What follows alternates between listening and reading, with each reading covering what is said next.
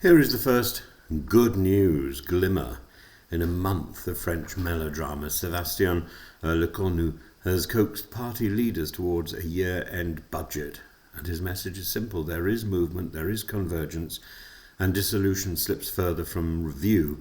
Markets have heard him. OAT yields eased a touch, and the CAC 40 ticked up after his courtyard remarks. It's not a miracle, it's oxygen.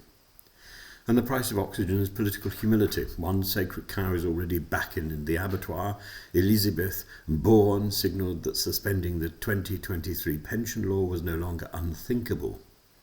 That's an extraordinary sentence in Parisian politics, and it carries a heavy fiscal rider. As acting finance minister Roland Lescure briskly reminded listeners, hundreds of millions in 2026, billions in 2027. Hope must show it's working. Lecornu's target now has a narrow window, narrow aperture, a 2026 deficit between 4.7 and 5%. That sounds technical, but it's the difference between calming lenders and inviting another downgrade after Fitch's September cut. France has already been told politely and publicly that consolidation cannot be dodged forever, and the politics may be febrile, the maths is not. So, where does this hope live exactly? In process, not in personalities.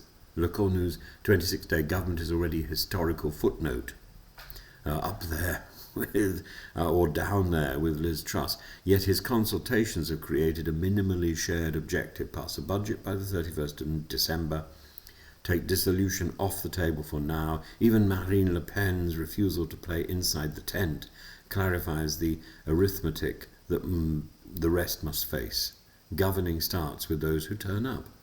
And in the left's conditional pragmatism, the socialists want two talismans: pause the pension timetable and introduce a tightly targeted wealth tax.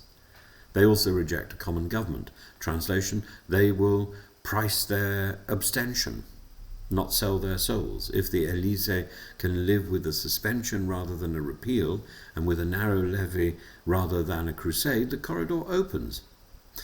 In a modest market thaw, the mini-rally after Lecornu's signal was not exuberance, it was relief that someone is finally speaking the language of numbers again.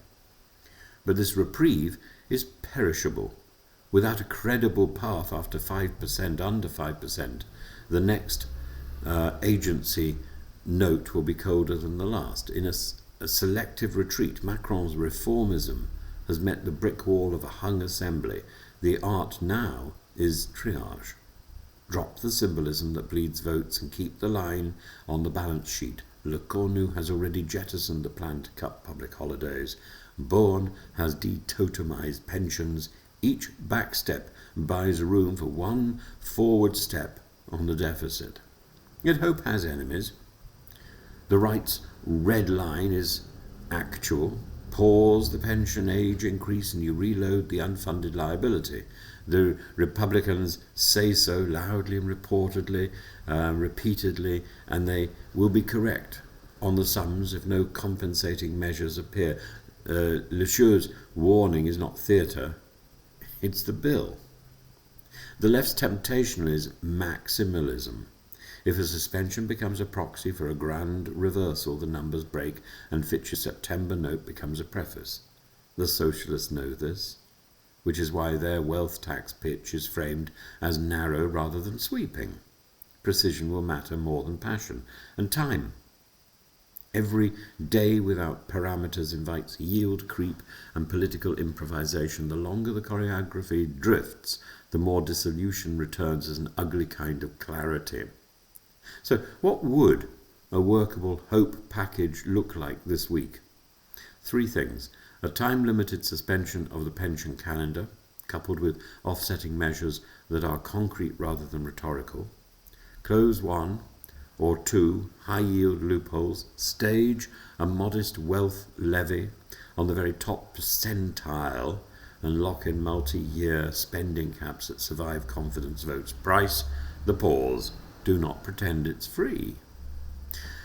2. A deficit glide path that lands between 4.7 and 5 in 2026 with named line items, not just aspiration. Publish them. Let every deputy see the trade-offs that keep France inside the investment-grade comfort zone. 3. An agreed abstention pact on the budget vote, brokered in public, not in smoke. The socialists need visible conditions. The centre-right needs numerical reassurance. Give both a signature to point at. This isn't grand design. It's a ceasefire between incompatible mandates that keeps the French state financed at tolerable rates while politics resets. In a week when resignation becomes a revolving door, that is what hope looks like. Less poetry, more maths, and just enough grace for a coalition of the unwilling to do the necessary.